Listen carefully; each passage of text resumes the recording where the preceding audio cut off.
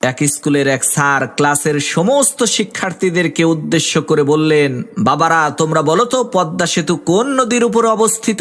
শিক্ষকের এই কথা শুনে ক্লাসের সমস্ত শিক্ষার্থীরা এক বাক্যে উত্তর দিল, স্যার পদ্মা সেতু পদ্মা নদীর উপরে অবস্থিত।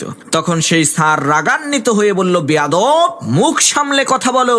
পদ্মা সেতু যে পদ্মা নদীর উপরে, এই রকমের উদ্ভট ভিত্তিহীন দলিল ছাড়া বাজে কথা তোমাদেরকে কে শিখিয়েছে? তখন ছাত্রীরা বলল, স্যার পদ্মা সেতু তো পদ্মা নদীর উপরেই অবস্থিত, সেটাই তো আমরা জানি। তখন স্যার বলল, চুপ করো সবাই, পদ্মা সেতু হচ্ছে শীতলক্ষ্যা নদীর উপরে অবস্থিত।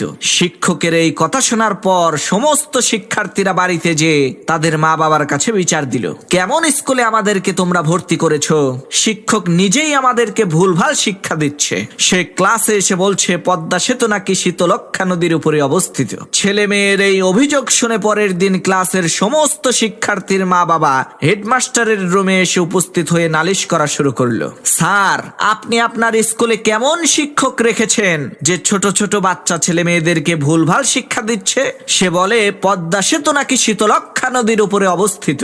তখন হেডমাস্টার বলল, গত 3 মাস যাবত আপনাদেরকে এই স্কুলের বেতন দেওয়ার জন্য খবর পাঠাচ্ছি, আপনারা কেউ আসেন না।